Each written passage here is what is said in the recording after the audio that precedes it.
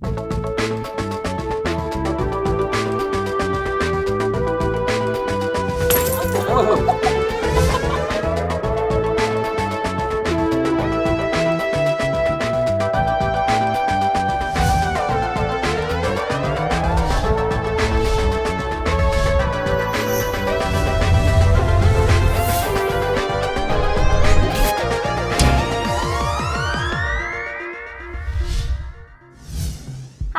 and welcome to Grown Up Guide Pup.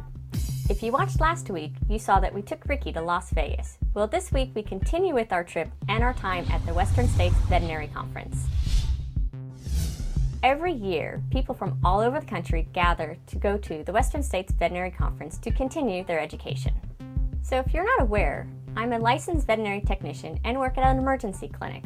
Well, it's been a while since I've attended the conference, and actually I've only been able to take one other dog with me, and that was our first dog, Macklin. And it proved to be a great training opportunity for him, so I thought it would be fun to take Ricky this year. There is a lot of walking involved. This conference is huge. Not only did we have to walk through the casino to get to the conference center, there are 3 levels that the conference is held on. Ricky joined me every day in the lectures and really did a great job. She walked into the room and sat down and pretty much slept through the entire lecture. Now this is important training for her because if she ends up with somebody who needs to go to conferences or meetings, this is a really good simulation of what she'll be doing. We're with a bunch of people who work for veterinarians or veterinarians themselves, and pretty much everybody has pets. And of course, most of them didn't have them with them, and really by the 3rd day, we're missing their animals and were coming up to me begging for permission to pet Ricky. So of course, Ricky got a lot of attention there.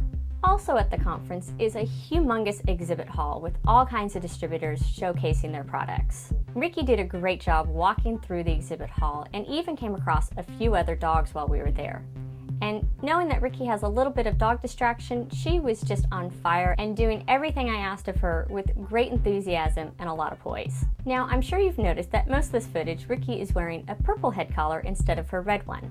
Well, the company Premier that makes the Gentle Leader was at the conference and saw Ricky and graciously donated a brand new designer head collar for her. And she proudly wore this through the entire trip. The conference also provides a lot of great entertainment at night.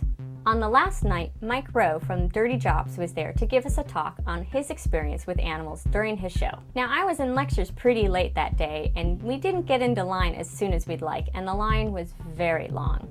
Well, this is one of the perks we get occasionally with having a guide dog puppy. They gave us special seating in the very front row to make sure that Ricky had plenty of room to stretch out and enjoy the show. So thank you, Ricky, for getting us front row seats. We truly enjoyed the chance to see Mike Rowe up close and personal. Ladies and gentlemen, put your hands together for creator and host of Discovery Channel's Dirty Jobs, Mike Rowe.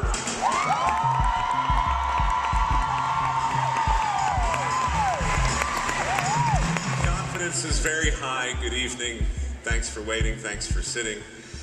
That's a lot of flashbulbs. Hang on a second. If we're going to do this...